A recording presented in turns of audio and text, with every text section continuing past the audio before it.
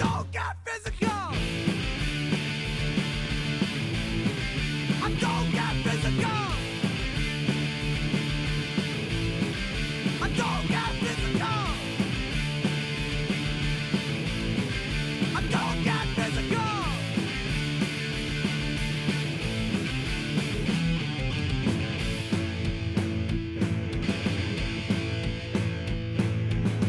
They say I pissed you off and I'm caught in your crosshair. Oh, well I can march it just to be there your way. Oh, well, we gotta think we all know that. Well, I'll go. I don't get physical. I don't get physical. I don't get physical. I don't get physical.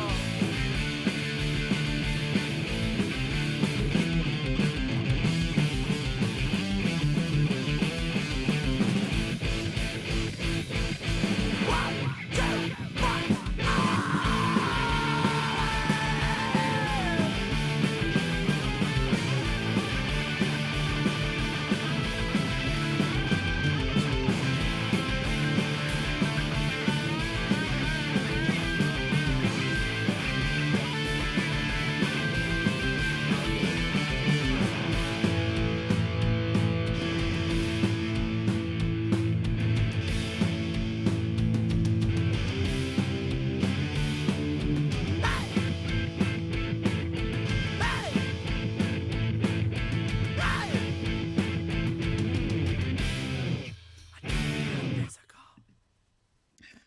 Hello, my dear friends. Operator Starsky here, and today I'm with Artur, my bro from Estonia. Hello, Artur. How are you doing?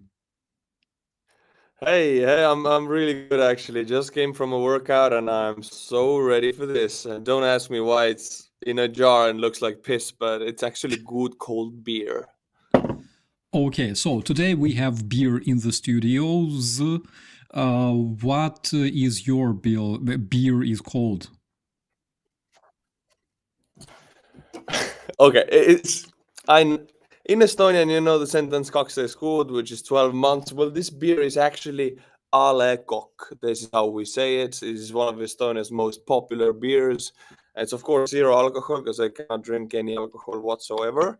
But I drink 2 or 3 of these every day because I just love beer and I'm not willing to give it away even if it's free of alcohol. But it's good. I mean, like, I don't know. Back in Ukraine, way before I joined the army, I used to drink a lot of beer, of course, but not like it sucks, but it's like nothing special, especially alcoholic beer. But here in Germany, it's a different thing. And today we're having the Kronbacher, which is probably the most German stuff you can find in the area. And also, I would like to say hello to our beautiful community present here in the chat, guys. I am extremely happy to see you. So, I'm sure that you don't really need any introduction, but can you tell us a couple of words about yourself and what do you do?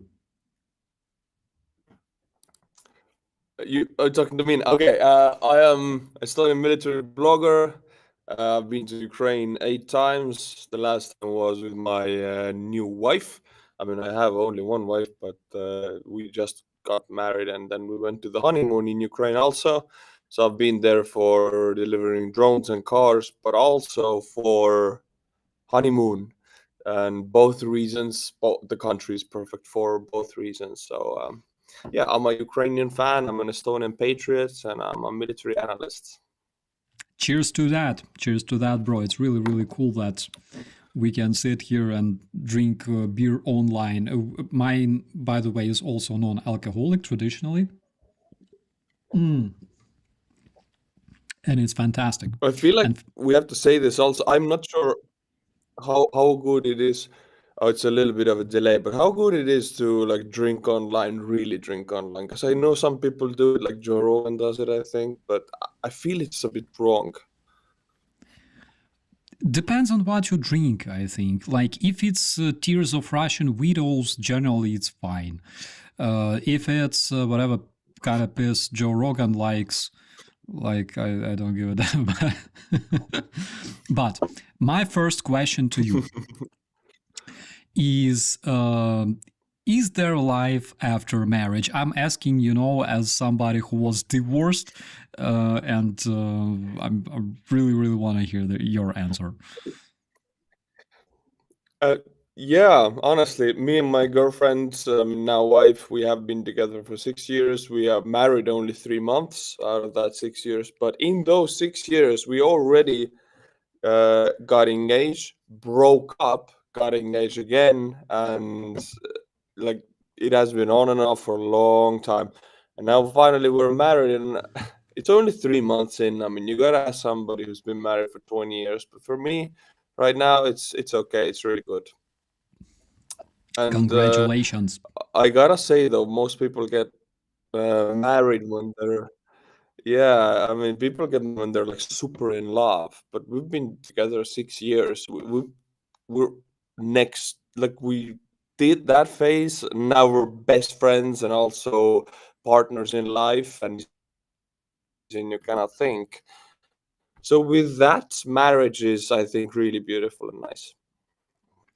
I think so too, because when you marry somebody, that's like for life. That is like forever, and you must make sure that you both can coexist, and not just coexist, but to like mutually help each other. That's why best relations must always be proved by time.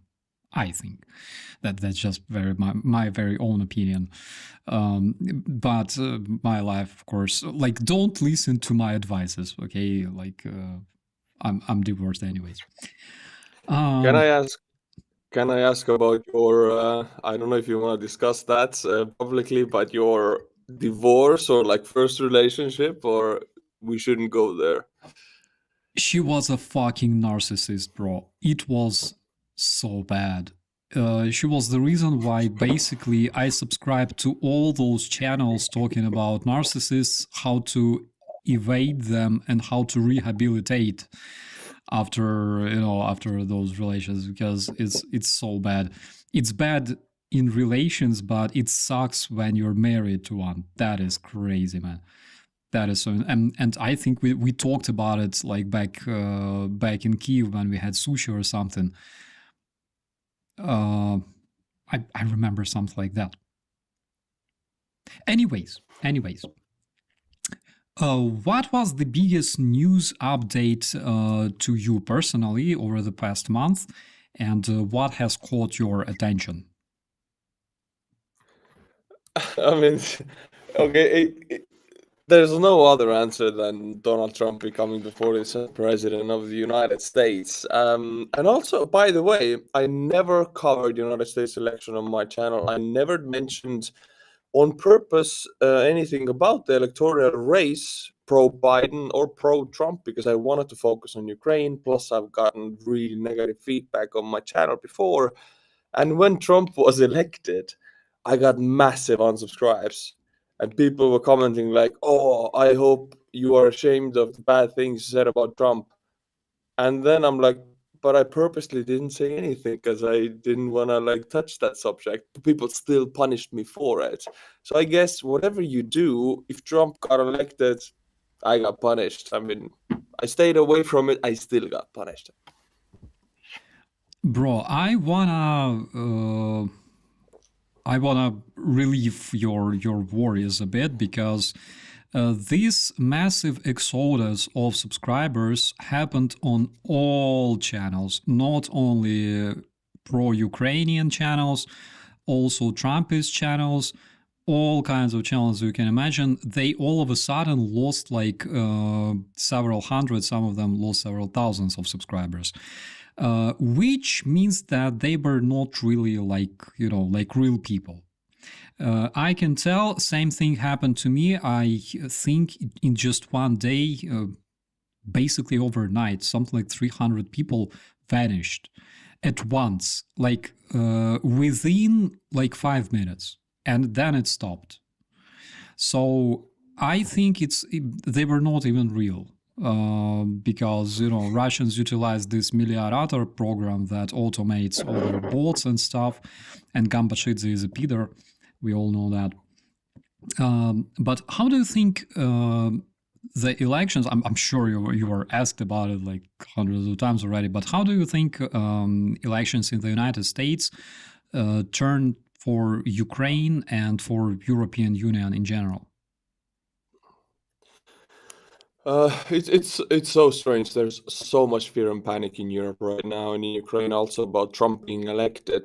But I cannot really comment on if I like Trump or not. I'm not a big fan of his, but he is he's going to be the standing president of the U.S., and I will have to respect that and acknowledge that he will be the president of the U.S. What I can say is I did not like Biden's de-escalation policy of the past year, and I can see it directly hurting Ukraine. Ukrainian men on the front line dying because of Biden's de-escalation policy. I don't know what Trump will do if he will make a deal with Putin, if he will throw Ukraine under the bus, or if he will save Ukraine. I have no idea. But he will not continue this de-escalation policy, which is proven to be very deadly for Ukrainian men. So I'm glad there will be a change, although I don't know where it's gonna go. But Biden's de-escalation policy, that's trash. It's garbage. I'm glad that's over. I agree on that. How do you think will it result in European countries becoming more united?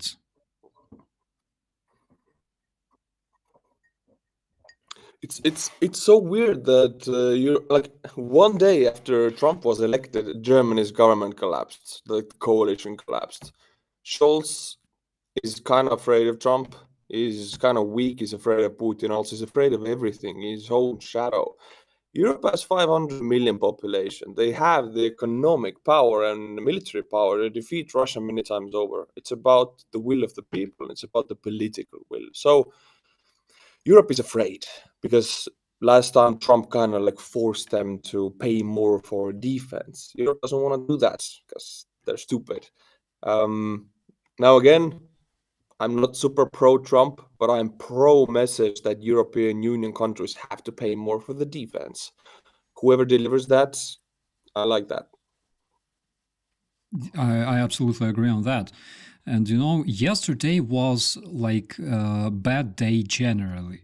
Why it was bad is because, like, not regarding the elections in the United States, because literally what I believe is that majority of the negativity and toxicity surrounding the elections, they come from Russian social design agency, so-called, which works directly with Putin's administration. So generally, yesterday I saw so much, depression and dismorale in the comments, like among my friends. That was one thing. Another thing, the German coalition that collapsed all of a sudden, and then my landlord called me and said that they won't prolong my contract. So since January, I need to search another apartment. That is freaking crazy. And it all happened in one day. What the hell? I don't know. Maybe we're cursed. The landlord was like, Donald Trump won. I gotta kick Starsky out of my apartment. Yeah, fight illegal immigrants like they deserve it. My God. It's so strange. Like there's like people are so panicking and so afraid. I was in the election studio of Estonia, like Estonian media covering the U.S. elections. I was there.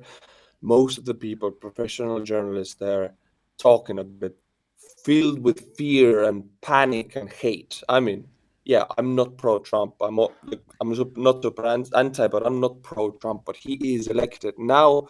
The time of criticisms and fear is now over. Now we gotta act. We gotta deal with this situation.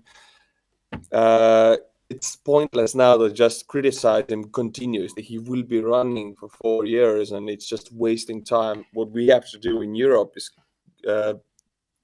connect with each other and connect our militaries, our capabilities, connect our purposes.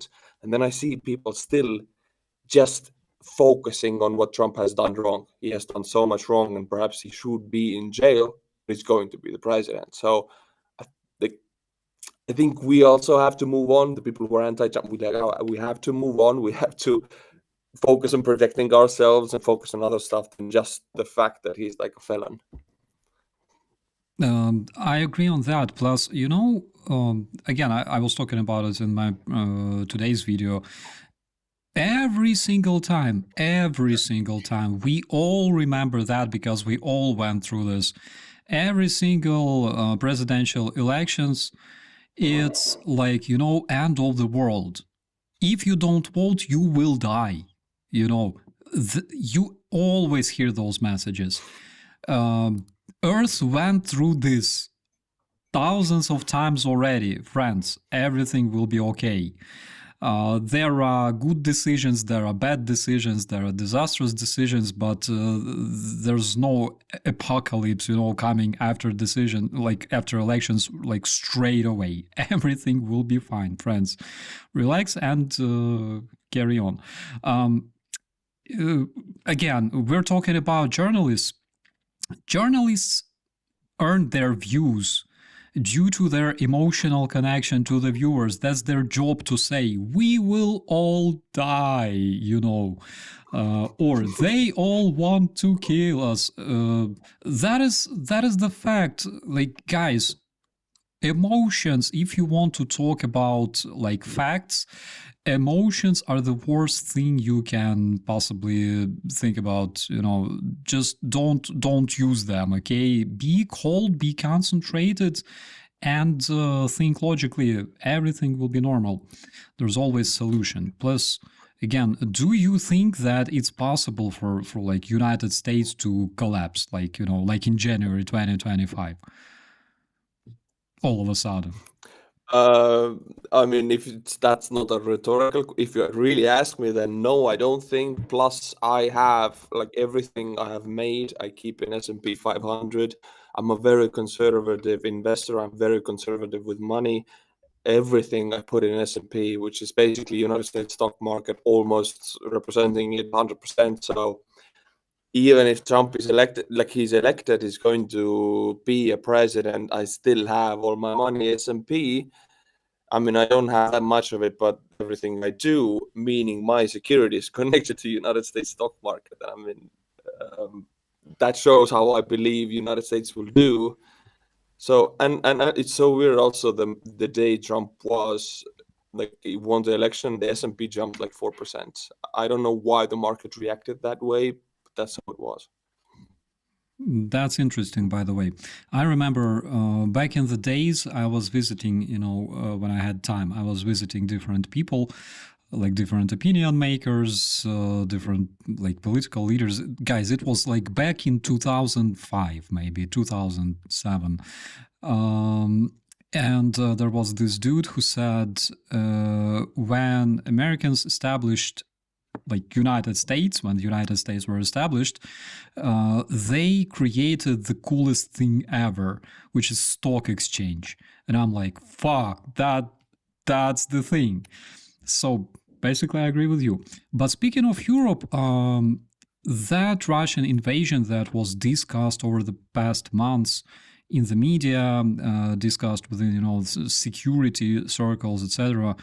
Do you think it's possible, and if it is, like the invasion of Europe, and if it is, what will be the primary target for Russian invaders? Invaders of Europe, I mean, number one target besides Ukraine is, of course, the Baltics, because they want their connection to the Baltic Sea. Right now, St. Petersburg, and that can be blockaded with Estonian and Finnish navies combined. We don't have an air force, but Finland will have F-35s, and then Sweden also. St. Petersburg is super easy to blockade and mine and just wall it up. Russia and Putin, they want, like Peter the Great, who is idol for Putin. Putin also needs an opening to the Baltic Sea besides St. Petersburg. So Estonia, Latvia, Lithuania, that's number one. Lithuania connects to Poland immediately through the Suwalki gap, so that connects Poland. So it's kind of logical. Finland is like not that big of a goal, because if Estonia, Latvia, Lithuania, and Poland would fall, then Finland would fall. They would focus on the Baltics as their main thrust, I think, which would pull in Sweden, Finland, and Poland immediately. So it would never be a regional war. It would immediately be a Northern European war, and with that, I think a world war. So yeah. How possible is it to happen?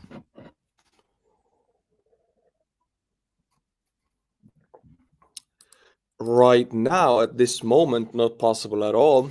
But it took about a month for Russians to mass like 200,000 troops in February 2022.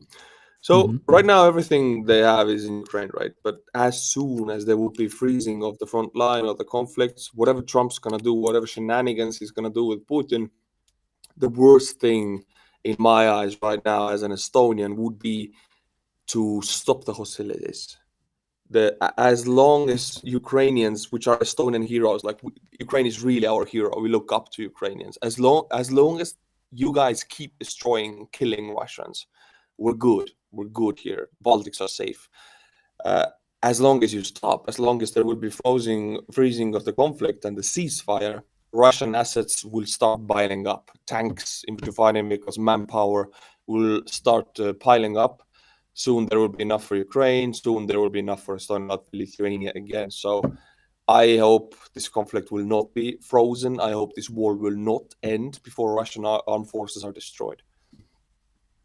I agree on that. I think our biggest concern is how to secure ourselves and protect ourselves from the invasion that might happen in the future, like generally, because while Russian troops have opportunity to build ballistic missiles and arm themselves with vehicles and stuff, while they have this mentality, you know, that they can just invade other countries without facing any responsibility from the world, from the NATO countries, they will keep doing that.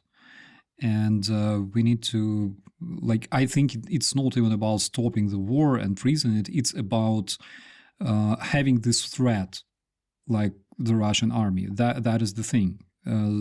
As soon as it's destroyed, as you said, and as soon as we make sure that they cannot invade further and continue their aggression against other countries, I think that will be the solution to this problem. But how we can do that, that's another question. Yeah, I mean, quite many people who have strong empathy might look at this situation like, oh, these Russian men, they're men too. They have wives and children and everything. I don't look at it like that. I do have empathy. I have love for people, but the situation, cold hard facts are that these Russian men serving in the Russian military, if they are not killed in Ukraine, they will kill and rape in Estonia. It's black and white. It's not going to happen now. It might happen in 5 years, but their sole purpose in the Russian army is not defensive. Russia does not need a defense. Like, nobody is going to attack Russia almost ever. Nobody wants to do that. They have an offensive army. Its sole purpose is to kill and rape abroad, and they're being killed in Ukraine. So for us Estonians, right now it's the best situation in this way, that this war is going on in a hot phase. As soon as it ends, Estonians gotta be worried. Yeah, that's the thing. Tell me, is there any fundraiser that you're probably currently running or participating in? No, as I said, I did this. I did 7 fundraisers and 7 missions to Ukraine. And then I got married, and my last visit to Ukraine was the honeymoon, the 8th mission, the mission of private life, mission for my wife.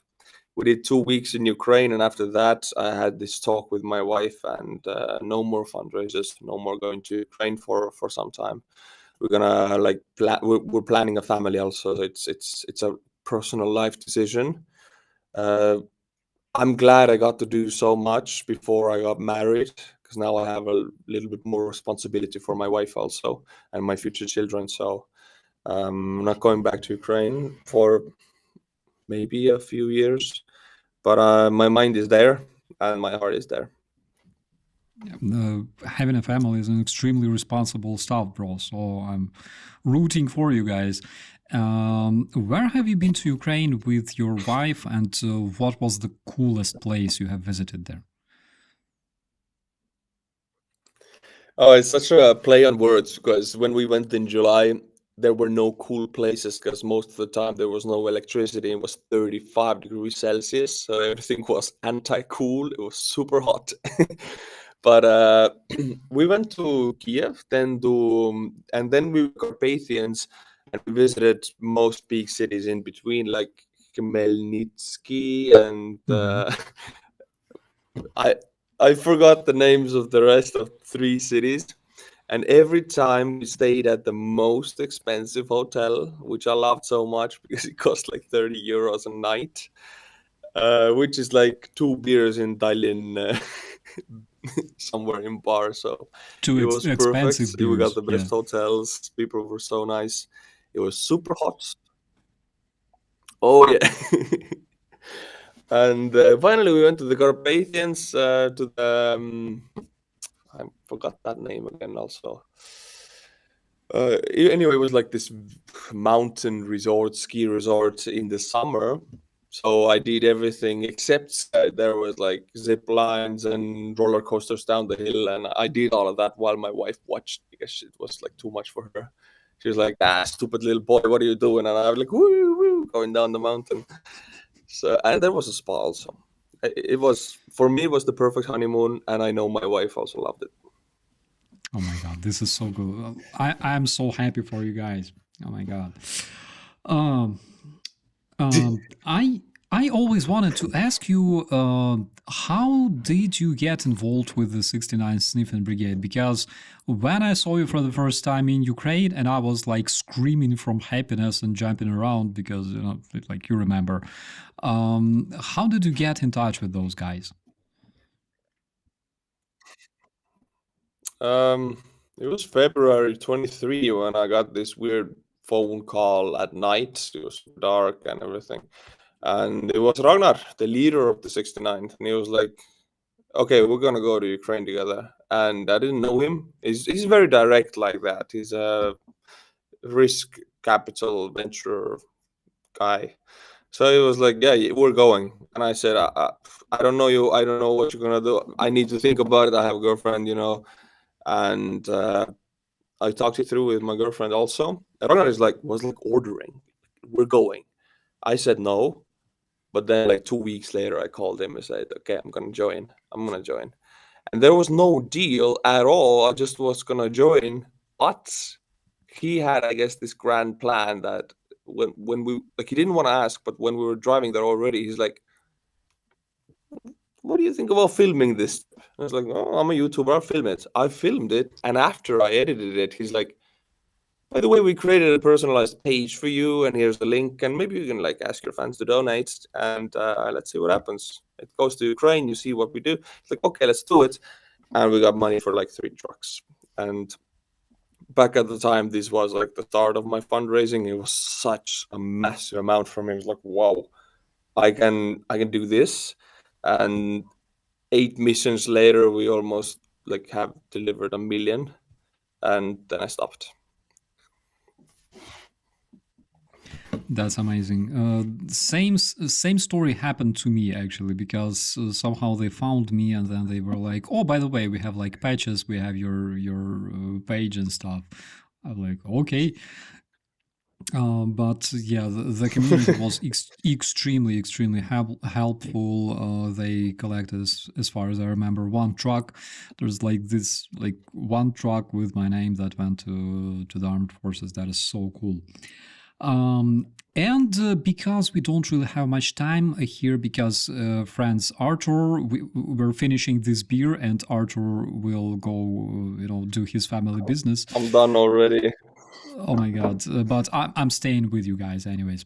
Tell us real quick: do you cook, and what is your favorite dish that you can eat literally every single day, besides surströmming, of course? By the way, this question I gotta like now a long monologue begins because do I cook? Yes, I cook a lot. I love to cook and I love to eat. But there's an issue because I quit drinking like 3.5 months ago. I'm sober and I'm an alcoholic. I cannot drink. I was super drunk in my wedding. My wife was like super angry. It's really bad, and I quit. I'm sober, and I quit smoking also, which Mm, means I'm gaining weight like crazy. 3 months I have not smoked and drink, but I've gained 5 kilograms, which is like what, 10 pounds maybe in three yeah, months. I'm a big dude. I'm 6'4", 194 centimeters. I weigh 115 kilograms. It's insane. I'm not fat or anything. I have big muscles, but like I'm so heavy. And I do cook a lot recently, but it's if I don't smoke anymore, like it's so bad. I'm gaining weight so fast. yeah. Apparently, you have some of those, Viking genes inside yourself somewhere. Uh, like judging from yourself, guys. Like literally, Artur is freaking tall. He's big.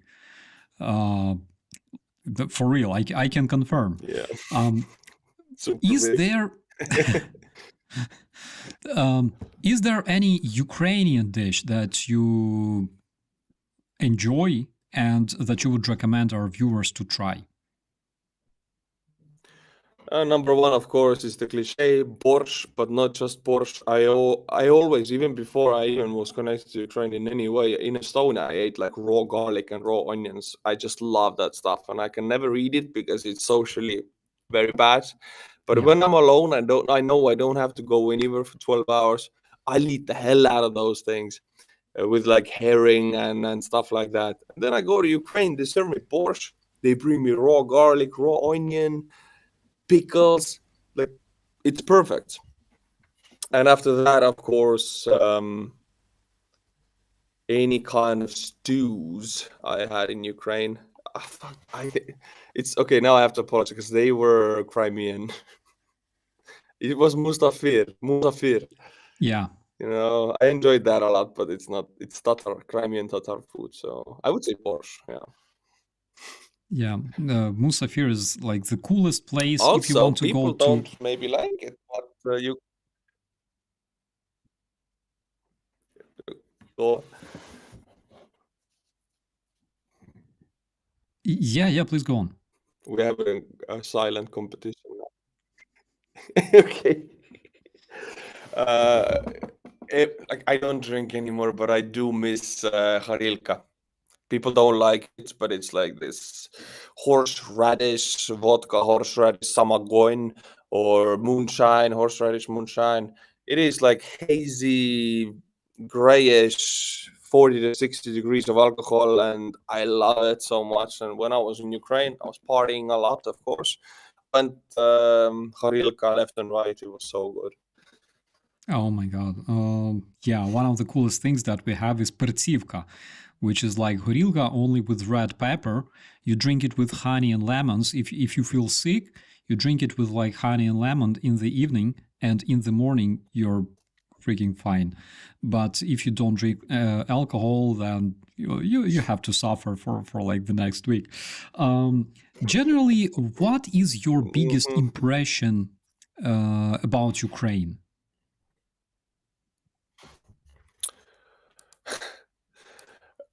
Many impressions, and I have no incentives to lie here. I mean, I'm taken, but in Kiev, girls don't wear bras.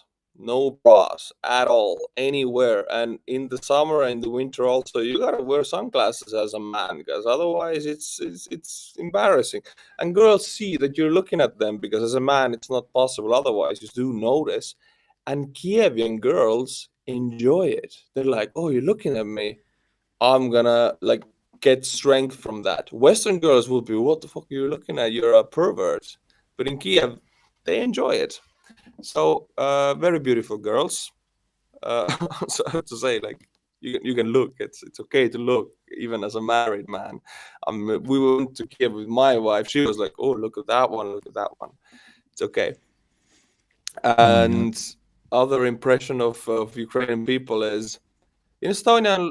The, there's this like Slavic people, very passionate, very strong, very fast, and very like hot-headed.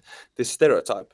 But in Kiev and in Ukraine, I always meet these very balanced and intelligent Ukrainians who like speak calmly and they're controlled. The stereotype didn't work, and I was super surprised about that because most Russians are like that, but Ukrainians are more like calm and like controlled, I'd say. Yeah, like relax, enjoy life.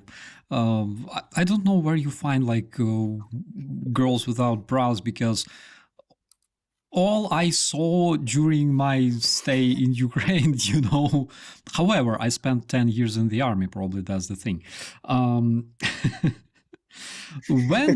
Where in Ukraine would you like to go after the war is finished? Do you have any specific place in mind?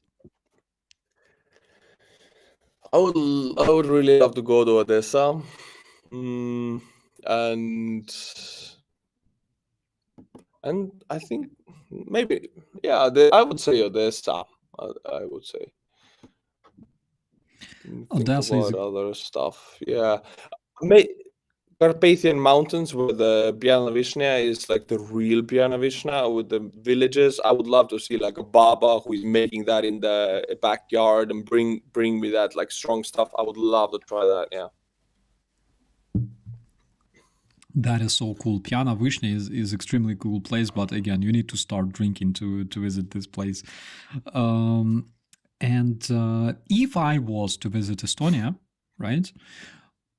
I need your expert opinion. What kind of beer should I buy, considering that I drink non-alcoholic? And what is the coolest place I should visit? About beer, I like German beer. So I would say if you want really good beer, buy German. But if you want to try Estonian, of course, try the like oak beer. But honest opinion, German beer is better than this. And to visit, if you're visiting in the summer, visit Pärnu, which is the summer capital. It's on the west coast. Yeah. If you come in the winter, then Tallinn, Tartu, Narva, three big cities. Narva is like a Russian border city. Don't go there. Tallinn, Tartu, two cities. Yeah. Estonia is so small. You can do everything in one day. I want to visit Tallinn. There's this submarine museum. There's this submarine that was built, I believe, after the World War II or something like that. And you can literally go inside and, steal some buttons and stuff. I would definitely like to go there. Another question that worries me about Estonia, do you guys have shooting ranges? And by the way, do you go to like shooting ranges? We do have, yeah. I mean, close to Tallinn, the capital, also. We have many of them on the ground and on the ground. I personally don't go. I have my weapons license, but I mean, I shot so much in Ukraine. We worked with Alpha team, Alpha group. We trained with them. We shot with Azov Brigade, Third Brigade. It was really awesome.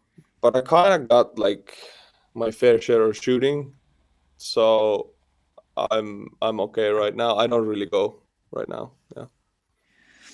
We have a comment from Beer-tastic. Black Sea is the best submarine museum. I can confirm that's true. What is your favorite sport? Like, what do you enjoy doing? Like, above all, is it some like sport games or literally lifting weights or running or I don't know, fighting maybe?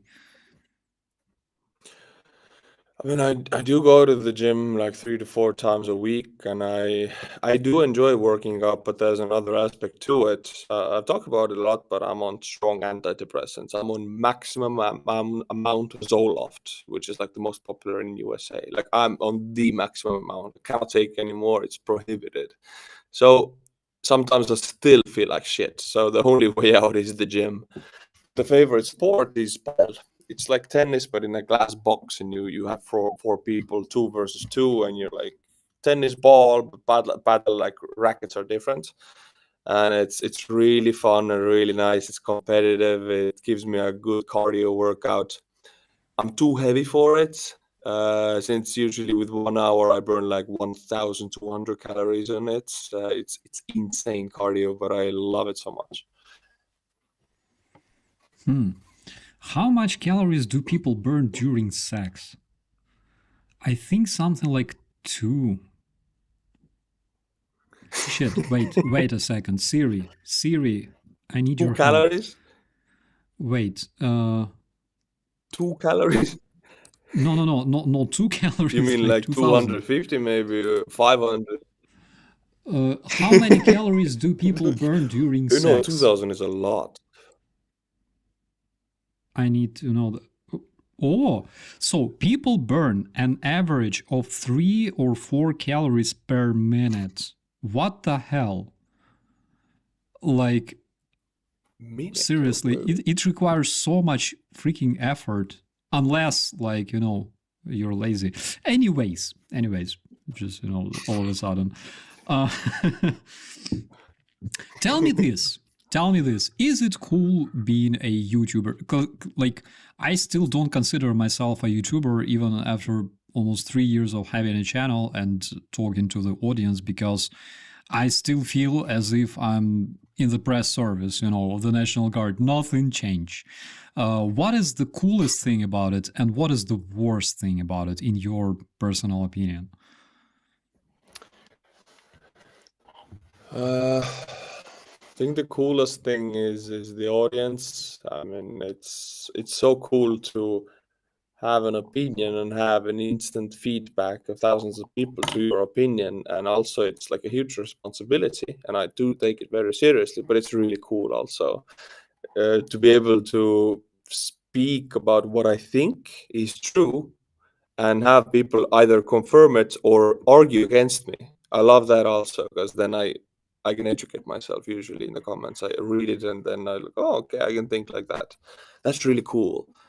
What's worst about it is that goddamn YouTube app, analytics app. You just get hooked to the analytics. I want to do this job. For 10 years I've done it. I want to do it just without analytics at all, just because I love it. Cool people to comment and read and talk to, my opinions. I don't want no statistics, but I'm just scrolling through it and it's so addictive. I want to get free of that. That's the worst thing, and the best thing, other people.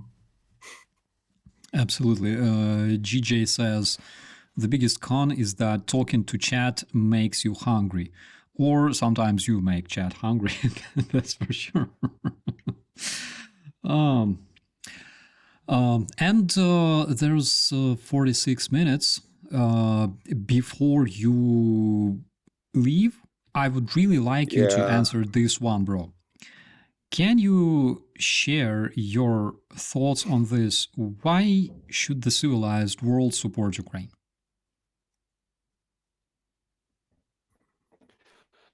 There's many reasons. I can list many, but I'll begin with the most businessman-like reason, even that Donald Trump should understand, because the price of supporting Ukraine or the price of not supporting Ukraine, they're very different.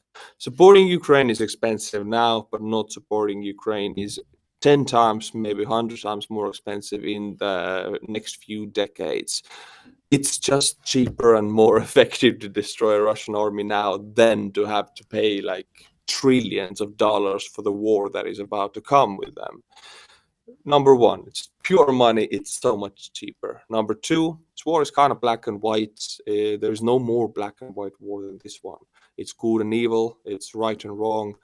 it's just the right decision. It's the right side to be on. It's the rules-based order and democracy. If you are part of a Western country, a Western civilian, then Russia wants to dismantle all of that. Freedom of speech, freedom of religion. There is no such thing in Russia also. So if you like, if people like the way they live in the West, or they have these freedoms, which they don't even think about sometimes because they're so used to it, then supporting Ukraine is the way to continue with these freedoms. Because otherwise, the new world order that will come after Russia and China would like to dismantle the old one, it's not going to be a world order based on these freedoms. So for the continuation of our way of life, for the continuation of our freedoms. Maybe the reason number four would be to stop the genocide that is going on in Ukraine. Russian army is killing Ukrainian civilians. They're hunting them in Kherson. They're killing Ukrainian army men. Ukraine is defending itself. Russia is attacking. Russia could stop it at any moment. Ukraine cannot stop it. Otherwise, they would die. So to save Ukrainian people and nation and culture and language, that's reason number four. And I could go on for endless reasons. There are endless reasons. Yeah, this is why the West should support Ukraine. Thank you so much, bro. Do you want to run, or you can stay with us just for a couple of more minutes? I do have to go. Sorry. Okay. Thank you so much, brother. It's always a pleasure to see you anytime on your channel or on my channel. Really hope that we will make more streams as well. And I really hope that soon we will have opportunity to have like a real one. Yes, thank you so much for inviting me on, and to people who are watching, thank you for watching Starsky. I think you get very good information from him, and he's really funny. We had this hours-long conversation when we ate sushi, and now I know everything about Starsky's first relationship. It was really fun to listen. So thank you for watching, thank you for supporting, and Starsky, I'll see you next time. See you next time, brother. Be safe. Friends, it was Artur Rehi. I'm not running anywhere yet, so we can continue our conversation. It was really cool. But I need more beer though. My beer is running low. Oh my god. Friends, subscribe to Artur Rehi. He's there in the title somewhere. You can just click on his name and subscribe to his channel. When I met him for the first time in Hostomel, I believe, hard to express my emotions, seriously, because it was after a year since the beginning of the full-scale invasion, and like when you speak to people through the screen, it's one thing, but you cannot see them yourself, you cannot see them offline, you cannot have beer together, and it was a torture to me because, you know, I love to communicate with people. And when he came to Hostomel and brought trucks within those within the convoy of Sniffing Brigade, it was insane. I remember we were sitting in Kiev downtown having sushi, and like we talked literally for hours because like there were so many things to talk about. Then we went to this special place in Kiev that is called Shevchenko Park. It's when you're tired of hearing Ukrainian language and you want to hear like all other languages in Kiev, you just go to the Shevchenko Park. It's straight in the downtown, and it's like, I've no idea why, but this place attracts all kinds of people who come to Ukraine from other countries. And I was sitting there, you know, like vaping, and I see that every second person who passes by, they're like staring at Artur, and I'm like, dude, like they know you. He's like, I'm not sure. I'm like, I'm telling you. So That's the thing. Okay, let's see if we have some questions. Why surrender if you will be killed? That's the thing. That's why we fight.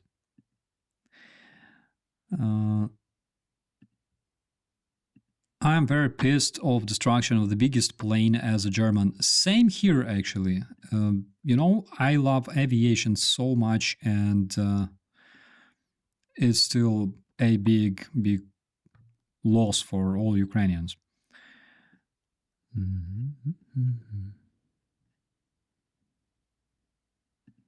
Sounds like it was a great time. It was. It was for real. I enjoyed it. And then, you know, I met other people. Of course, I met Ragnar. I think we even made a video together with Ragnar and Artur. Then I met Andrew Mercado. Then I met Alex Kinash. And then a whole bunch of people. Dylan Burns, John Sweeney, of course, Philip Itner, who else? Your favorite YouTuber, Rick the Ukrainian, and everybody else. It was so cool. You know, in the times like this, when there's war and you know, Shahed strikes and everything else, one thing you start truly appreciating is literally meeting people that you like. That is the most important thing in our lives. That is the most important thing in my life as well. That is something I started to value so much after that. Yeah, and Miroslav Burtovy here is sending his kisses to everybody, guys. You have just been kissed by Miroslav Burtovy. John Sweeney was already well known in UK before 2022. I literally learned about him like in 2023. Because in Ukraine we were not really interested in politics in like UK, you know, only specific people who were really interested naturally or professionally, they would surf through, you know, websites with like international news. If it's nothing sensational, then I would not read it, for example. So I didn't know about John Sweeney, but the story he told us, he literally told a story of a time when he almost vomited on Vladimir Putin, otherwise known as Hulo. And he was bitten for that, by the way.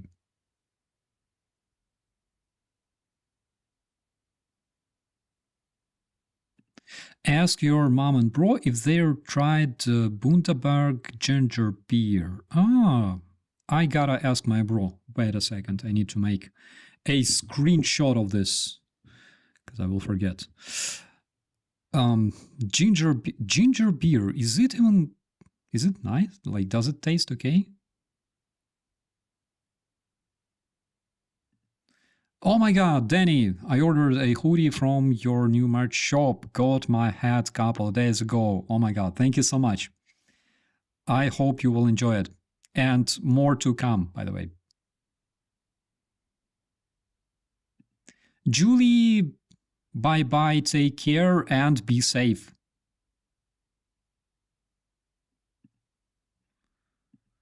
You're my new therapist. Denise, I am not a doctor. I am literally a former sergeant. I have experience in, you know, talking to people who need some moral support. Everybody can do that, trust me. But doctors are luckier because they even get paid for that. I'm enjoying some honey beer. Jesus, friends, I discover so many new things. Honey beer, ginger beer. Is there like garlic beer? I'd really like to know, because one thing that impressed me is that, and I saw it with my own eyes, is that, for example, in Iran, there is garlic shampoo for real. I couldn't believe it, but like it exists. Garlic shampoo. How do you like that? Which I don't really need, anyways. But Cobra beer. My God, Cobra beer. Really?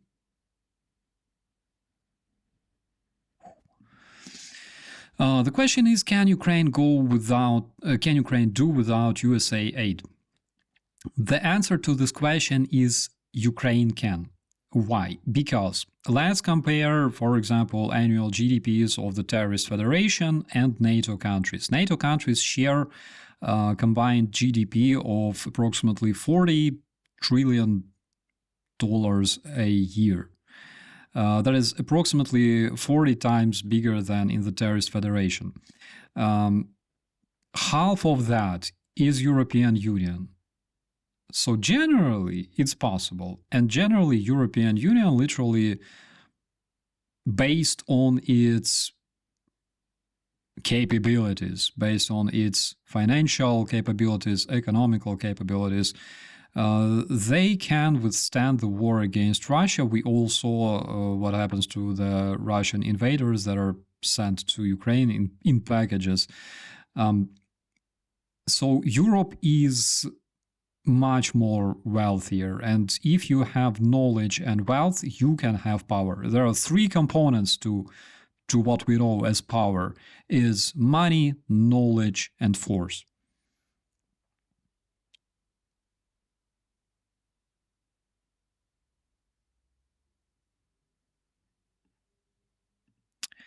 In Iceland, oh my God, I'm afraid to read this. In Iceland, there is a beer they sell which contain, oh my God, whale testicles that been smoked before and sits in the beer for some time.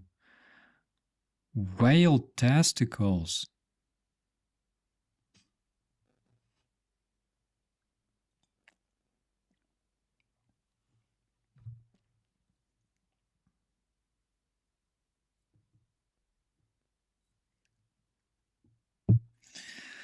I don't know what to say. However, I think I know that I heard that in Iceland they like to eat. Is it in Iceland? The Greenland shark, the one that lives like 600 years. I think it's in Iceland, but I might be wrong.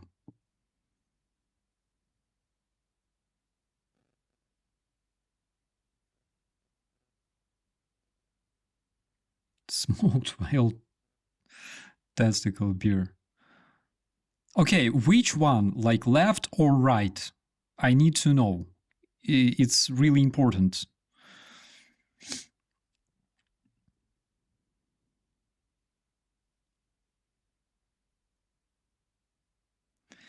That is insane. Oh.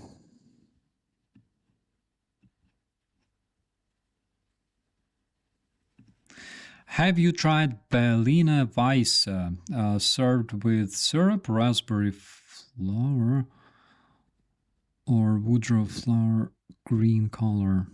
Berliner Weisse. I will try. I will make plenty of screenshots today. Yeah. For some reason, back when I was in Berlin, we met with Georgie, by the way, this year in Berlin. I didn't think about drinking beer much. Like, I was still a fan of Coca-Cola, and, based on my negative experience in Ukraine of drinking non-alcoholic beer, which I don't think we even have like naturally Ukrainian non-alcoholic. I never tried it anyways. I wasn't big fan of it. I only started like a couple of months ago, and I love it.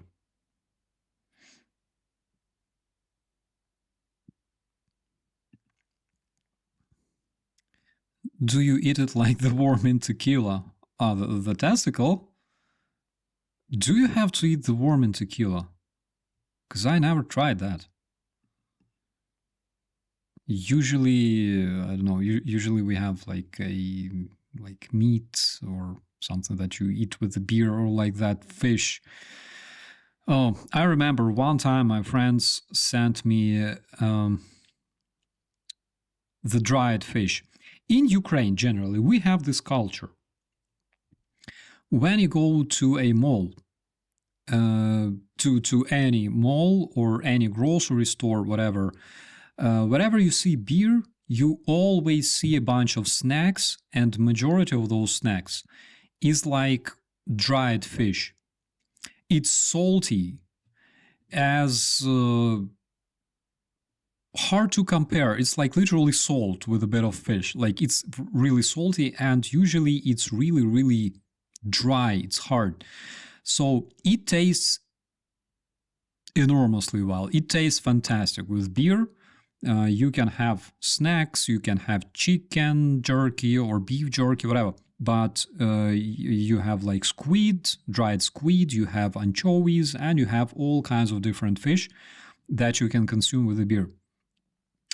I was surprised to learn that, for example, when you cross Ukrainian-Polish border, in Poland, they don't have that stuff. And when I was in Poland, I suffered without fish. Seriously, I couldn't find it anywhere. And my friends sent me fish from Ukraine. And I was so happy, so I started eating it, and I broke my freaking tooth in half. And I think something like 8 years, I literally had broken tooth in my mouth, like completely exposed. It was crazy. But it's interesting because in Germany, for example, I haven't seen anything like that as well. Please tell me if you have this culture of dried fish in your country, because I believe that Baltic countries must have something like that.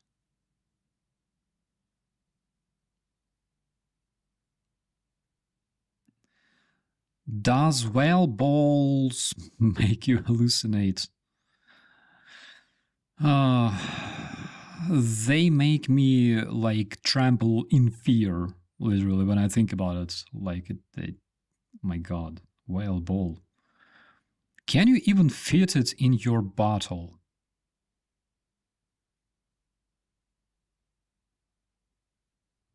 Okay. I need to know.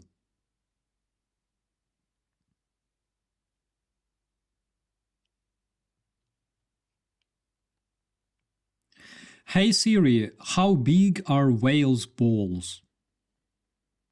Hey, well, believe it or not, whale bones, as we often call them, aren't actually bones at all. They're a type of keratin, the same stuff our hair and fingernails are made of. Stop. Sorry. Hey ChatGPT, how big are whales' testicles? Oh, diving right to the deep end. Well, blue whales have the largest testes in the animal kingdom. Each can weigh around 100 to 150 pounds. That's about 45 to 68 kilograms each. Pretty impressive, right? Or testacular, you could say.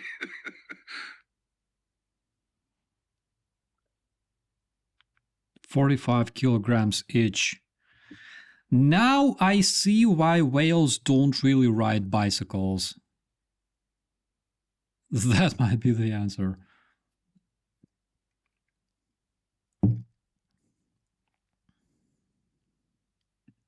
Anyone tried rolled apples? Rolled apples?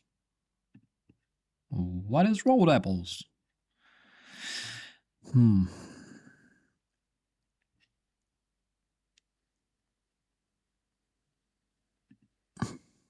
So that's like 10 calories. Like 10 calories during sex? I think it's like 1, usually. Because we're talking about 2 per minute.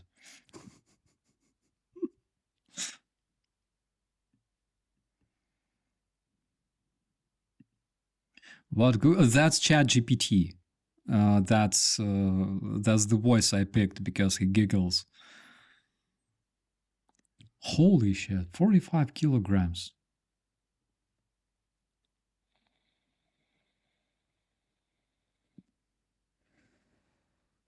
That's like half me. That is insane. Ah, so I ate dog once. Yucky. I ate a hedgehog once. Comparing to hedgehog, anything tastes like freaking beefsteak.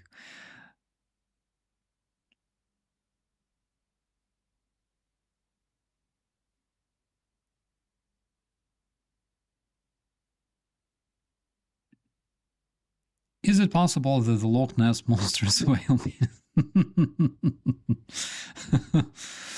Ah, could be. Road apples, Canadian slang for horseshit. Ah, thank you so much. I will know that.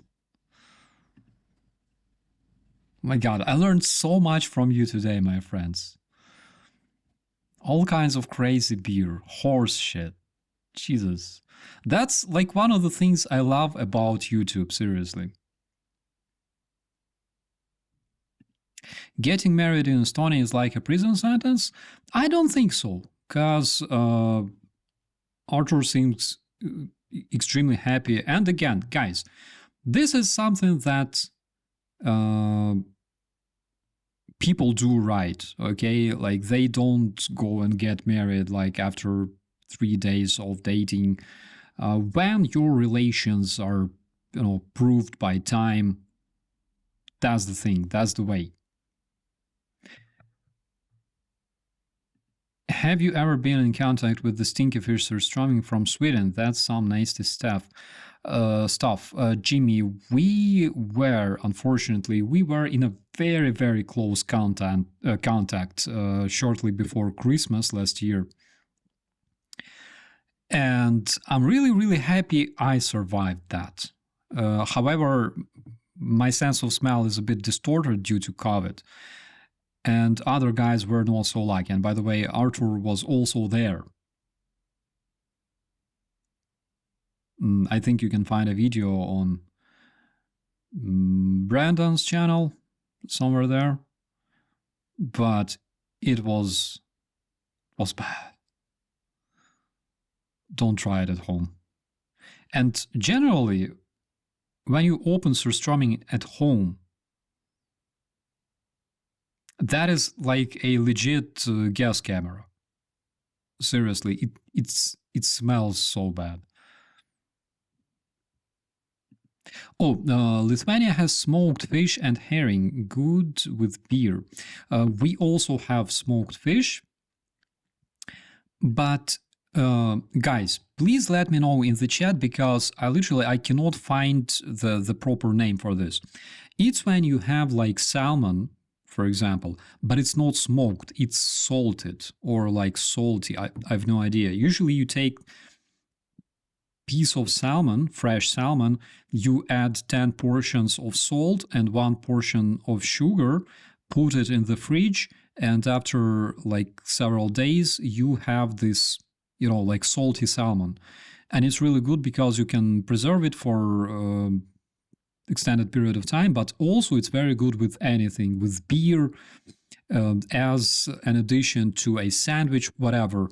And also I cook sushi from this stuff, because sometimes I don't really trust fresh fish in the stores, because you can find some passengers in the meat.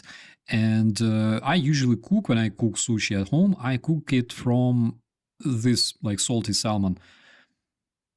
Please let me know how you call it, and if you even have it.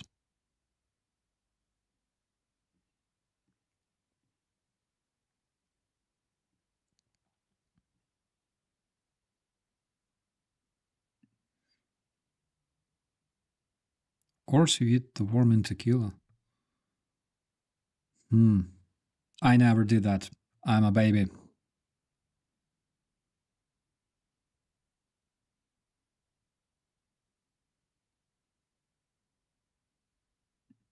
Hedgehogs mostly insectivores, a lot of insects, and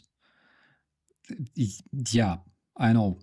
I know because all of our group nearly died from diarrhea, seriously, for like 3 days. That is insane. But we had no other choice. We were really, really hungry.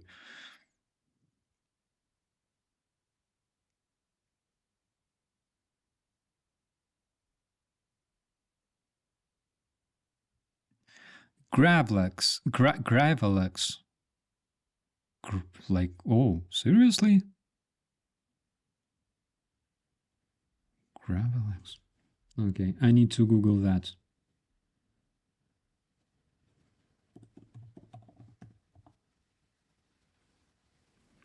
Graved salmon is a Nordic dish containing salmon that is cured using a mix of salt, sugar, and dill. Yes, that's what I'm saying.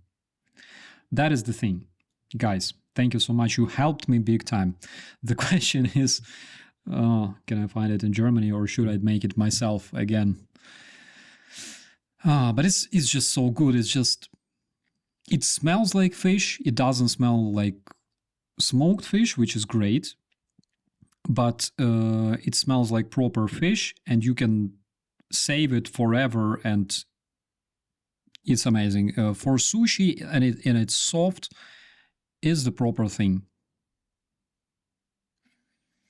I tried to make like 2 kilograms of sushi once. I ate it for 2 days, and I couldn't be happier.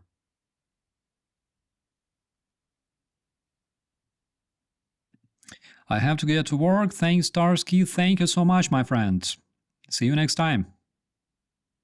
And have a great day. Norway, we call it gravlax. Lux. Because in Germany it's called Lachs, but usually it's smoked.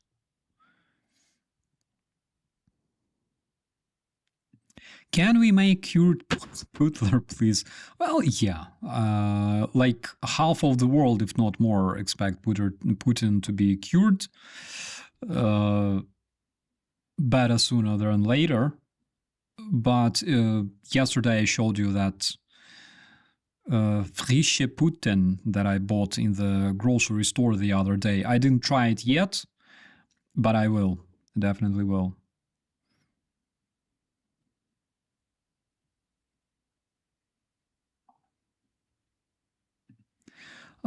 Are both smokies are tasty? Head duck hot smoked with a 200-year-old process. 200-year? Seriously? Whoa. Can you even consume them? We pronounce salmon without L. It's weird. I agree on that, my dear friend. But this is how we say in Ukraine. Does Ukraine have native lobsters? We kind of do, but the problem is, you see all kinds of like tiny legged creatures that we have in the sea, they are kind of tiny. They're like very, very small. We have this big fish that has like both eyes on its one side, you know, in Azov Sea. And other than that, we don't have much anything bigger. We have oysters, and I tried oysters for the first time in my life. Couple years, like quite a few years ago. And I didn't really like them because I ordered like the cheap ones, the like Ukrainian oysters. And yeah, like they serve them, they're big and everything else. But when you eat an oyster, you have this impression as if you like licked a pear in the dock somewhere, you know. That's kind of strange. That's why I'm not a big fan of those as well. I think it's also called cold smoked salmon. Yeah, that's the case, I think. It's not even like smoked, it's marinated, not even marinated, cured.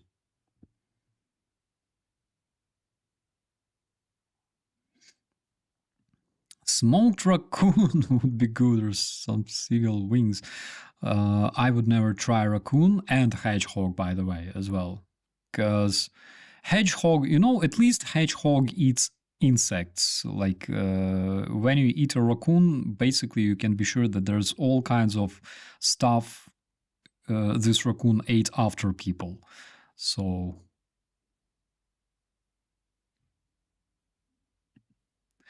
horse is not food in Britain. Eating your horse is... Oh, yeah, that's a nice one. But generally, horse meat is extremely nice. The other day, I went to this halal store in Kyiv, like last year or this year, I don't remember. But there was like a bunch of meat that is like doesn't contain pork. Because generally, we don't eat anything else but pork.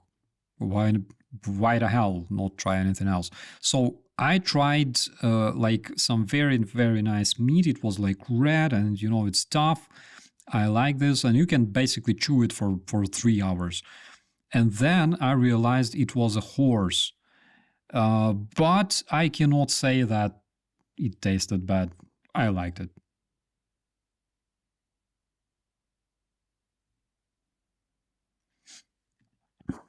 That's something we learned this evening. Yeah, we also learned that men lose like 1 calorie during sex.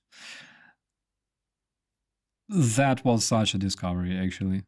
Rule of thumb, when it smells really fishy, don't eat it. Or do, because we went to Johnny FD's birthday, and I literally wanted to impress Johnny FD with something because I knew that he likes to eat something really cool. So we went to the Bessarabsky market and I bought the best red caviar I could find. Literally, like, not a big portion, but it was kind of expensive, and at the same time I tried it, and it reminded me why I like this stuff. I brought it to Johnny FD and he said, "Oh, I don't really like fish." And then he tried it and he's like, "Oh, it's so fishy." I laughed, of course, but yeah, I don't understand how you can hate fish. I don't know, it's so good with anything.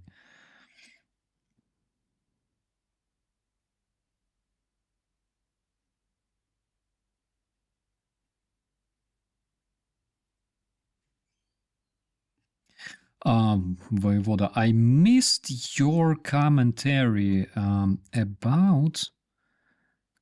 Wait a second, not missed, I can find it still. I drink kvass taras with smoked fish. And the reason you should drink kvass taras is because it's so freaking tasty. Not just it's tasty, but also it's kind of sweet. I like when kvass is a bit sweet.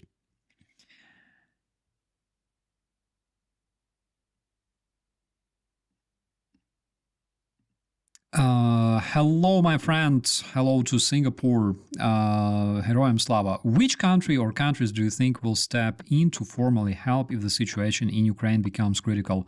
None of them. Unfortunately, this is true, and the reason why we don't see any countries stepping up to help Ukraine yet is literally because top management of those countries are extremely, extremely afraid of escalation, or so it's called, and they don't even consider like shooting down Russian missiles, which is something they can absolutely do. I don't see like Putin blaming West for shooting down Russian missiles or Russian drones. I don't see that. I don't see Putin, like threatening them with nuclear strike because, for example, Poland shot down a bunch of Russian missiles that were aimed at Ukrainian cities. I don't see this happening whatsoever. Plus, there's no way they can learn that anyways.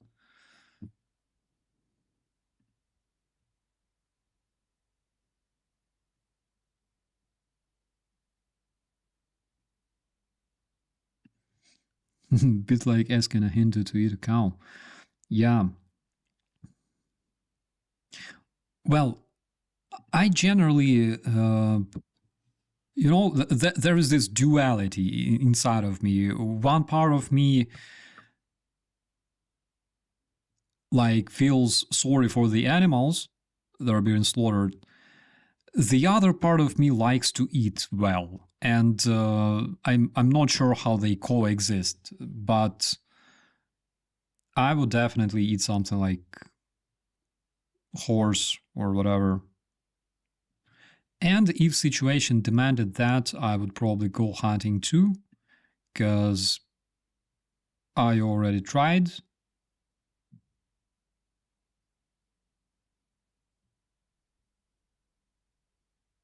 I remember our guys were stationed in like 2016 in Stanitsa Luhanska. It's when there were like a lot of wolves in the area. Guys told me a story that they were going back to the base, to their position, and it was winter, it was night, snowy and cold, minus 20 something, minus 30, I don't know. And the last guy, before they entered the trench, the last guy turned around and he saw a couple of wolves several meters away from him. And they were literally following him. It was crazy. And I remember I was visiting those positions as a company NCO. And the guys were showing look at this knife, and the handle of this knife is basically deer's leg. And I'm like, where the hell did you find that? He's like, I did. So our guys were hunting there as well, because Luhansk, Donetsk, there's so many, all kinds of creatures you can find, especially orcs. Hunting season for orcs never stops.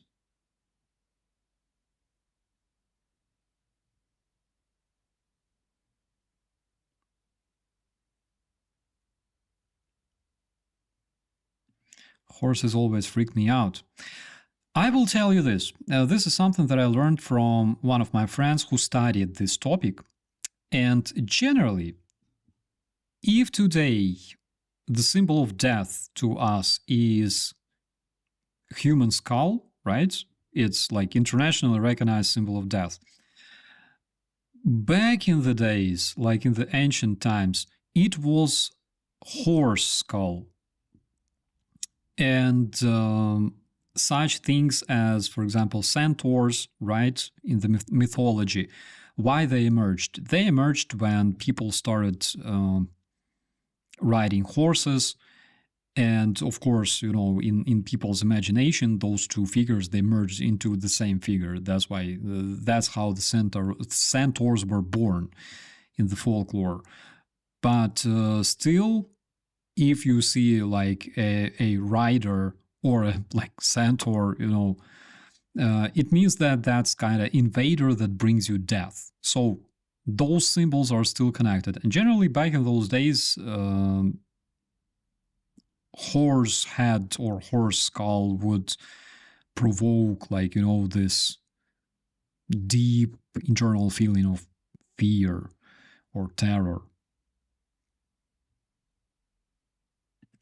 are Germans here.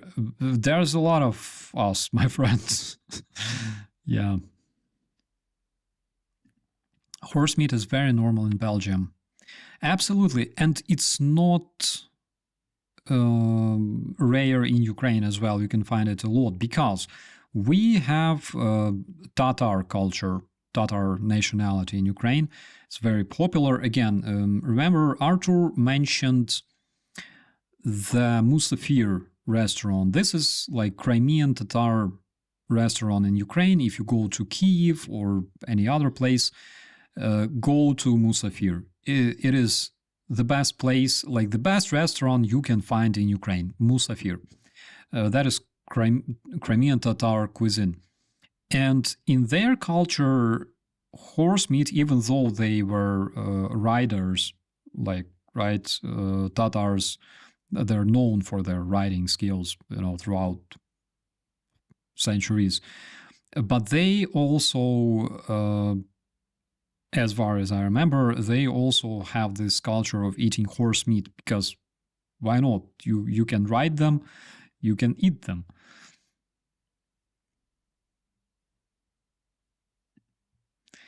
Human species are crazy, I tell you that.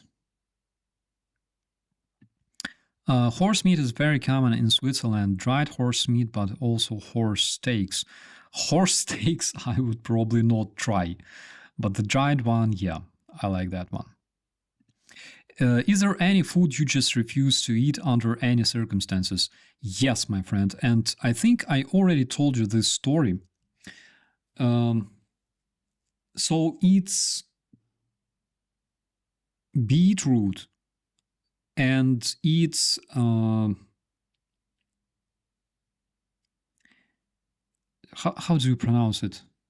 Like green pea soup or green pea porridge. So that is something I will never eat in my life. I have no idea why. I just can't. And I'm not sure if I already told you this story. I probably did, but anyways, I will tell it once again real quick. So 2016, we are in training, and 6 a.m. we depart from the base camp, and we go through the forest. It's a battalion tactical exercise that would last for like 3 days or something. So 6 a.m. we depart, and only 9 p.m. we stop to eat. All this time we're carrying like armor, ammunition, like everything. We carry our backpacks, and in the back, like the backpacks are also full with stuff. So we did something like 24 kilometers, I believe, that very day. It was exhausting, and of course everybody felt extremely hungry around evening, and it was, I believe, like April or something. So 9 p.m. it was already pretty dark. And I remember I was like lying down, celebrating that, the march finished. However, it was not the case, actually. We were marching until it was like 1 a.m., I think. But we stopped, and we were expecting a truck with food. And the truck arrives, and we are in the queue to get our food. And I take plate, and this dude opens one canister and puts like this big spoon of red beetroot salad in my plate. I'm like, oh shit. And then he opens another canister and puts another spoon of that freaking porridge that I don't eat. And I'm like, oh shit. And I take that, like, it's a double jackpot. It only happens once in a lifetime. And I take this plate, I just walk away, I stand there in the darkness for a second, and then I just take my shovel and I make a grave and put it there. Even though I was starving, I could not eat it. No way. Yeah, it was really frustrating. I only cried twice in my life. Yeah. A second time was, by the way, that very night. If you like, I will tell you this story. Let me know.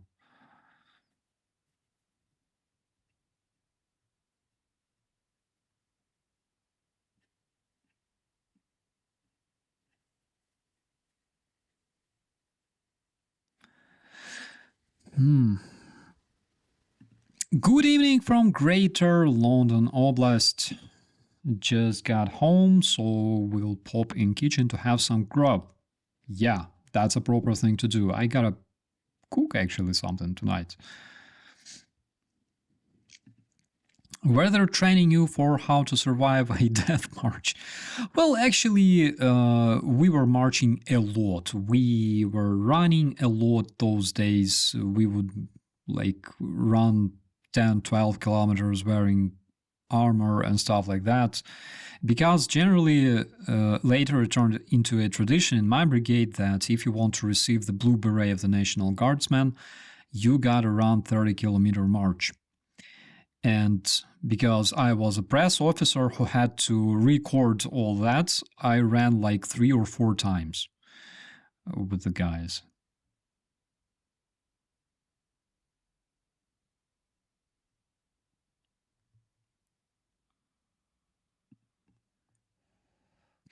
I love beetroot, have had for breakfast. I cannot consume it. It's like, you cannot make you cannot make a rabbit eat meat, and you cannot make a dog eat like a cucumber. I cannot eat beetroots. It's something, I don't know, natural. I don't know. Hey, Viper! Hello, my brother. Sorry to see you leaving, but I hope that you're doing well, and my best wishes to you and the guys. See you on a Discord, by the way.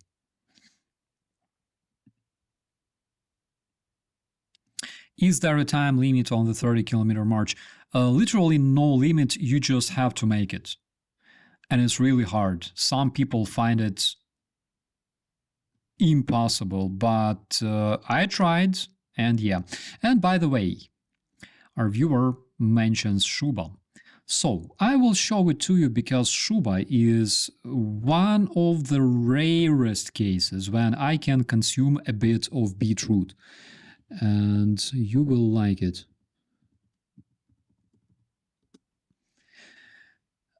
So generally, Shuba looks like this. What do we have? We have a salad that, of course, you can already recognize beetroot, right? Again, it says like Russian food, but it's a it's a lie. It's lie, like like Moscow older than Kiev. Same shit. Like they stole it from us. So generally, you have beetroot.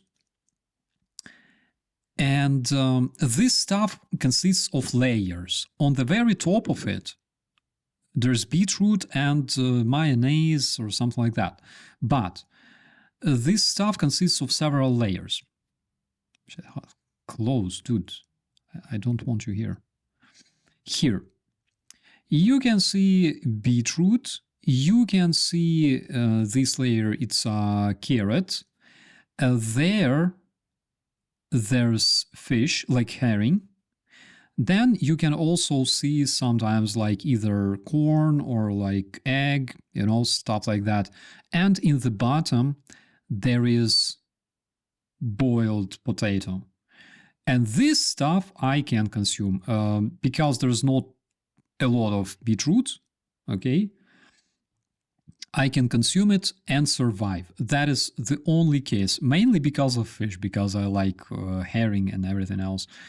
But I can tolerate the beetroot in this one.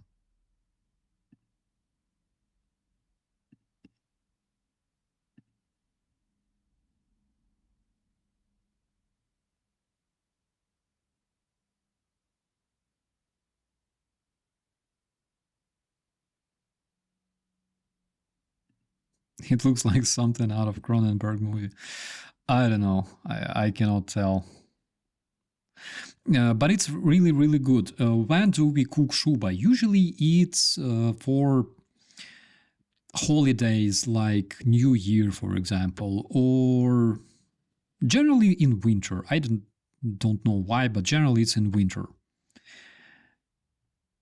Is kvass basically fruity kombucha? Kvass is basically kombucha without any alcohol. And you can prepare kvass using,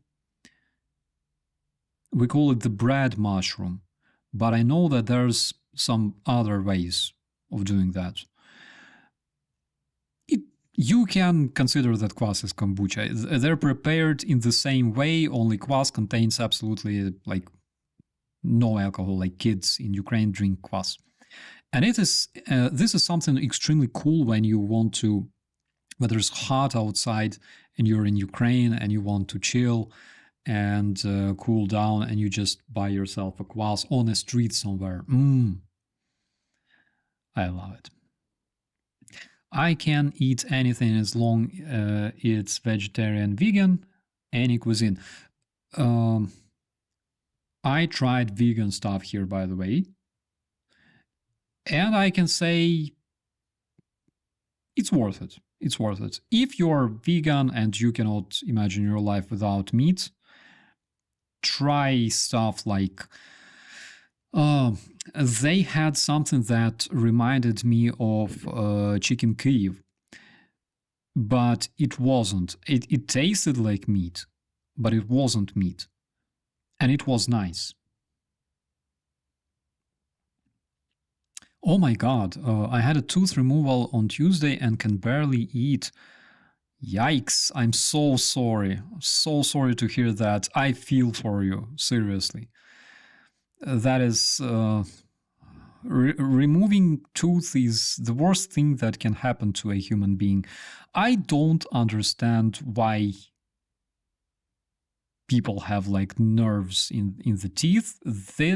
Nobody can explain it, literally. It's stupid. Why do people have like nerves in teeth? Why? Like dogs. Dogs can chew anything. They don't care. Sharks. They don't care even more than dogs, because sharks grow teeth like crazy. They lose them, they grow new ones, and they're happy. You know, they can freaking eat bones. They don't care. Humans, we have just so much teeth, and they come with nerves. Why?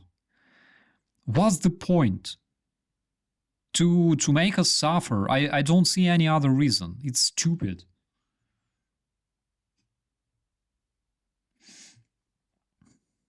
Freaking hyenas. Hyenas can chew bones. They don't give a damn about it.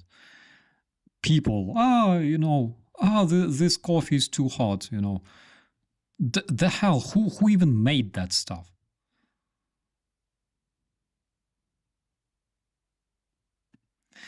I've pulled out 4 teeth, it barely hurt at all. My dear friend, you know, the last time I pulled the teeth out of a person, it also didn't hurt me at all, for some surprising reason.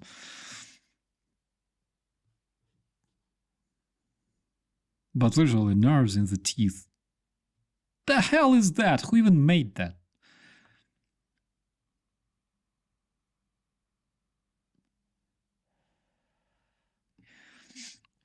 Wish our teeth worked more like animals. Yeah, absolutely. Absolutely. What's the point? Like, why we cannot grow more? My friend had a wisdom tooth growing, but it was growing like not out of the jaw. It was growing along the jaw. And he went to the dentist, and the dentist said, like, bro, we need to remove your tooth, otherwise you will have a jaw fracture, because it will break your jaw. Who created that? Like, why?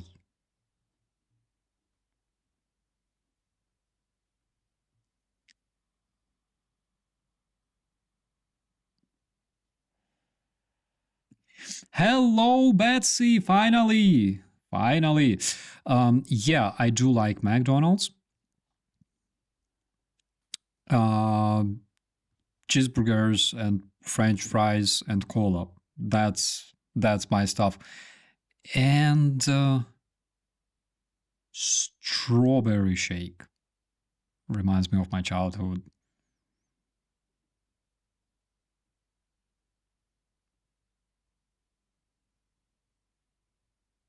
I need bobber teeth. Yeah, that's the best solution because humans need to eat, right? We all need to eat. We need to consume carbs and proteins and like other minerals and stuff, vitamins.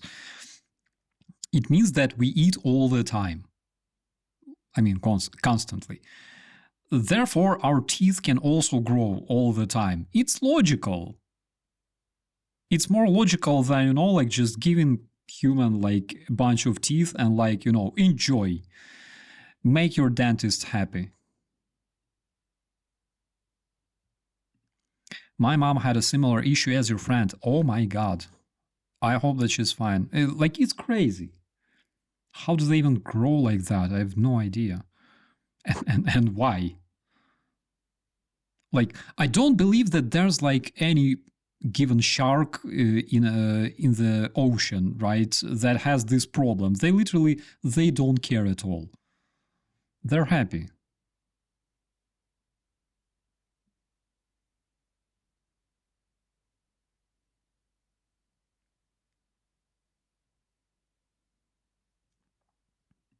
Human teeth are the bane of our lives. We should be like sharks. Yeah, that's what I'm talking about.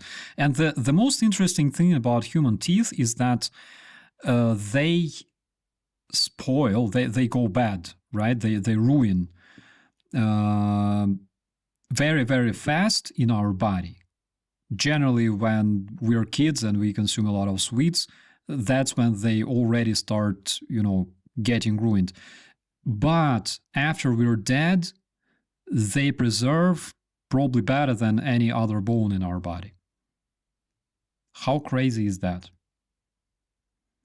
Just don't eat carbs and you won't have problems. It's not an answer because we need carbs because we need energy. If you don't eat carbs and your diet only consists of like proteins or fats, you will feel extremely lazy and sleepy and you will not like to do anything. You need a proper source of energy. And proper source of energy may come from carbs. There are two types of carbs. There are so-called simple carbs and complex carbs, or like fast and slow carbs. Fast is basically all the sweets. Everything that is sweet, that is fast carbs. Why they're called fast is because your body consumes them faster and turns them into like, you know, like cellulite and stuff like that. The belly and whatever. And then there is like long carbs. They take much more time to process. Why I'm telling this, I have no idea, but I feel like I need to share this with you. Rice, potato, bread, maybe, things like that. They're good and you should consume them if you want to live long and healthy.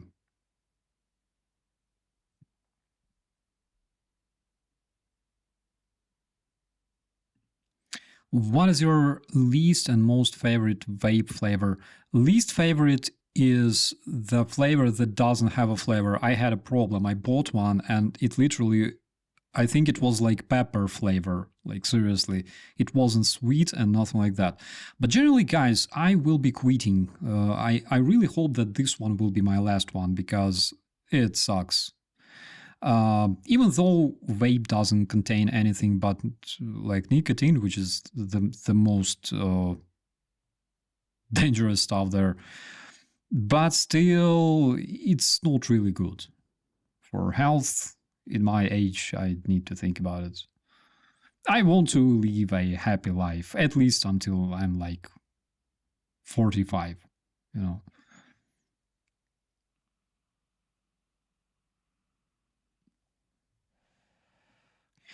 Imagine eating McDonald's first time after fall of Soviet Union. I can imagine that. I saw the queues on a video from Moscow, like 19 something. I think they opened McDonald's even before the fall of Soviet Union. I'm not sure.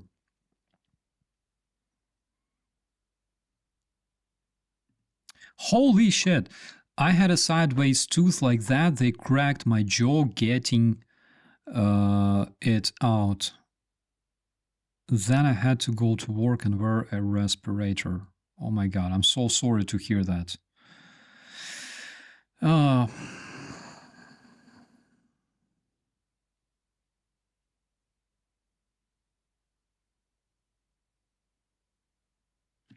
Putin congratulates Trump on his election victory. I will tell you a secret. Putin also congratulated Zelensky back in the days. When Zelensky became a president, half of Ukraine had a depression because we thought that Ukraine is done, and Ukraine will become basically a Belarus in the upcoming years. Didn't happen. But all kinds of creatures were congratulating Zelensky, including Putin, because they needed to demoralize us. Didn't happen.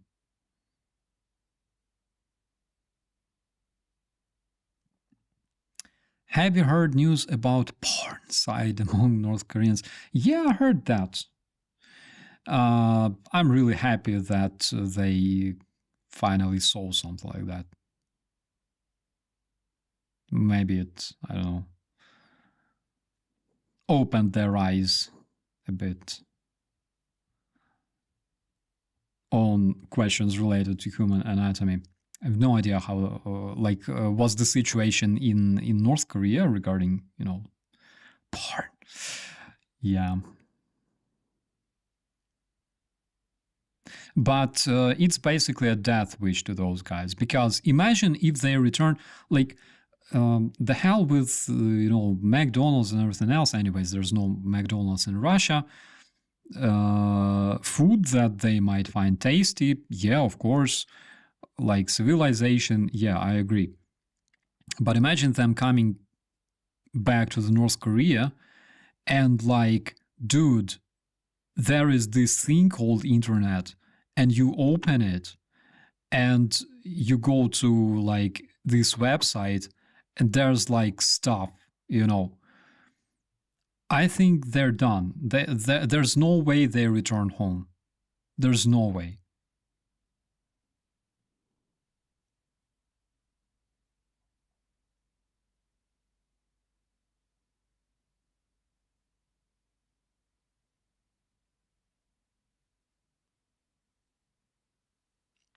Oh my god, guys, we have so many stories now in the chat.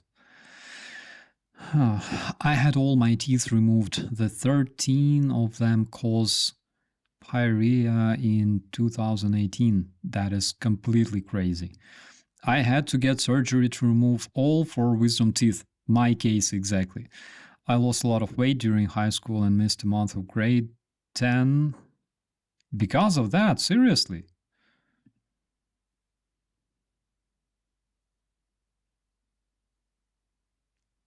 You want to be really grossed out, Google X-ray teeth in baby. Yeah, I saw that. And this is crazy. But again, sharks don't have that problem whatsoever. Their teeth just grow by themselves. They don't care.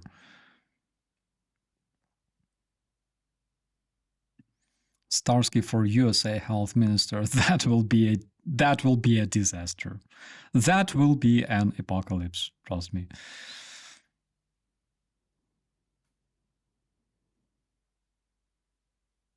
Humans get around our weakness in our teeth by caring for each other. Humans also get around by cooking food properly. That's the thing. I don't know. Maybe the problem with the teeth, God, we're talking about teeth on my channel. Finally, this finally happened. Probably the problem itself emerged because we started cooking our food. I have no idea. I gotta Google when did we start having bad teeth, before or after we started cooking food. Maybe that's the problem, because there was a forest fire and the deer burned, and then one of our ancestors was like walking, collecting, empty bottles, and then he saw a deer and he's like, smells nice, smells like steak. And he tried it and he's like, it's so good. Why haven't we ate them like that, And since that time, people started eating cooked meat, right? And they're like, oh, it tastes nice. We don't have any worms, which is, again, a positive side to cooking things. Like, why not cooking, And then eventually, over time, we developed bad teeth because of that. Who knows? Oh, Darren, you will be impressed. I have never been to the Burger King in my life. Never. I even went to this gas station. We were traveling or something, and at the gas station there was Burger King, and we were in the queue, and I was like, finally, this day has come. I will eat at Burger King. How cool is that? And then the queue took too much time, and we were like, meh, let's take something else. And we took something else. So I have never ate at Burger King in my life.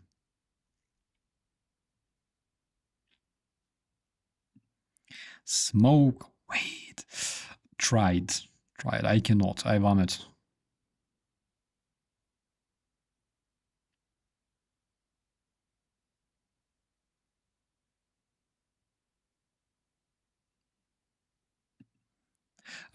I think this stuff is already legalized. I mean, the medical one, as far as I remember. Never been a big fan. Like, if you like it, I don't care, but never been a fan. I cannot stand it. Still smoking my cigarettes, but have cut way down.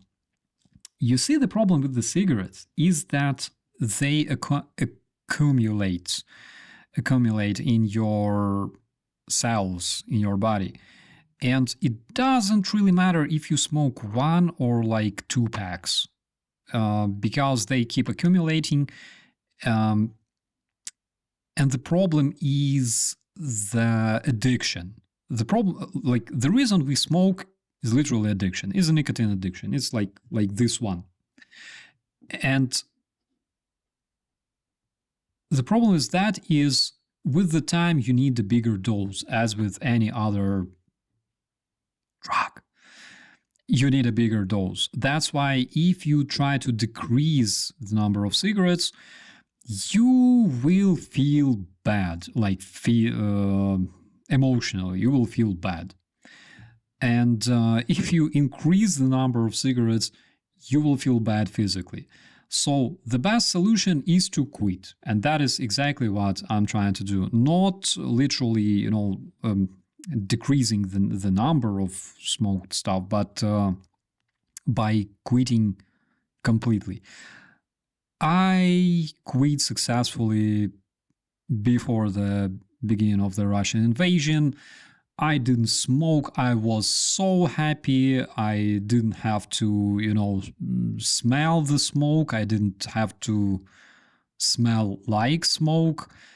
And it was so nice. I was saving, because nowadays this stuff costs a lot. And I was so happy about it. And then fuckers invaded. Thank you so much.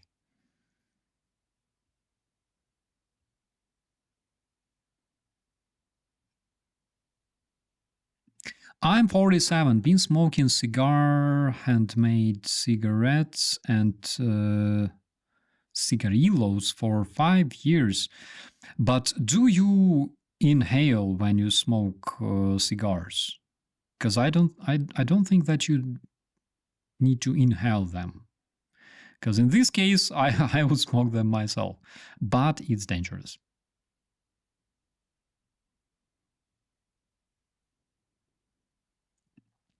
I vape, but quit smoking. My lungs are 20 times better now. Yeah. Same thing here, but in my case, because my health generally sucks since I was a kid, still doesn't feel really good. And especially vaping, like, I don't know, I feel better when I vape than when I smoke. Much better, considering everything. But at the same time, when it comes to physical exercises, vaping is harder, but that is just my specific of my body.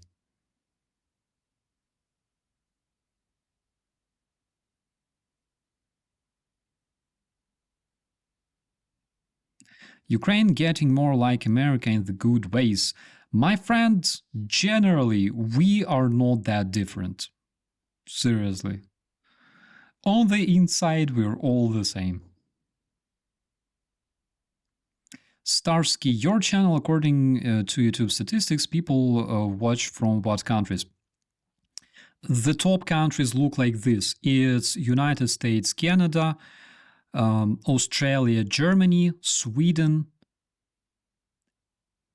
Sweden competes with Germany. So that's it.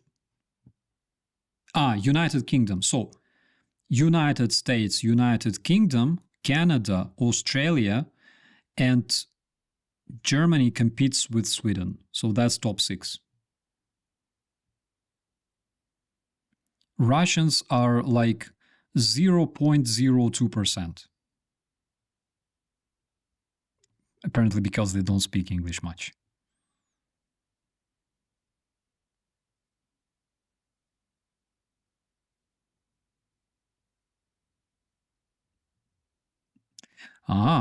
My dentist explained it to me as evolutionary. Our jaw bones are shortening, so we don't need those wisdom teeth. Why are they shortening? But generally it's logical. I mean,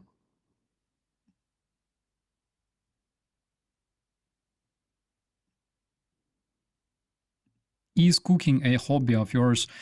It's a necessity because I want to survive. But at the same time, you know, when you play your favorite music just to chill out and have coffee while cooking, then it can even bring you some joy anyways.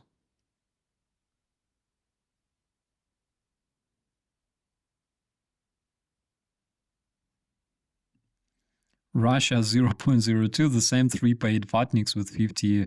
Yeah, that's the thing. And again, regarding what Artur said today, I saw this mass exodus of fake accounts from all pro-Ukrainian YouTube channels, and not only pro-Ukrainian YouTube channels. I saw several on like pro-Russian channels as well. No idea why. But I think those accounts were fake because they disappeared like this in just a second. You see, you have like -100, -2, -3, and then it stopped and stabilized. So I think it was a cunning operation by Ilya Gambashidze, which is a peeder, of course. Cooking is life. Cheers. And women love a man who can cook well. Yeah. Like, it doesn't matter if it's woman or man. We have like this cooker back at the position who made awesome borscht. And we all respected this dude so much because the borscht was fantastic. It was heavenly. YouTube purchase often at random. Could be. I don't know. Actually, I need to ask some specialists who understand how exactly this happened. It's hard to quit smoking. I just wonder if it's harder or just as hard to quit vaping. So quitting smoking is really is much easier than vaping because there are so many negative sides of smoking, like the smell, the necessity to go outside to smoke. People from your family, for example, or your spouse, or your relatives, who nag all the time because you smoke and because you stink, and things like that. Then when you start vaping, all those like negatives, they disappear, but another one emerges because you vape this shit everywhere. You wake up, you vape in the bed because it doesn't smell. You vape in the toilet, you vape on the kitchen, you vape everywhere. And like the bill grows because this stuff, like, it doesn't cost as much as usual cigarettes, but it costs money. So the best solution is to quit completely and forever. It's kind of hard, but it's only hard during the first 3 days. Those are decisive, right? Those are crucial. First 3 days are crucial. After 3 weeks, if you don't make a mistake and don't smoke another one, like just to remind myself, that shit, if you don't fall in this, pit, then that's it. You quit forever. You don't have to worry about it anymore. So it's like 3 days and 3 weeks.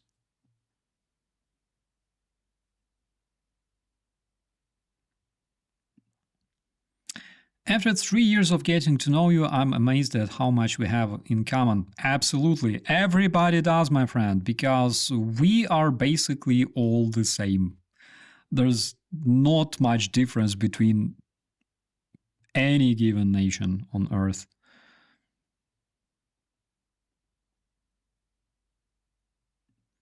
How much nicotine is in my vape? I think something like 20. But anyways, like literally I'm finishing this one and I'm done. So this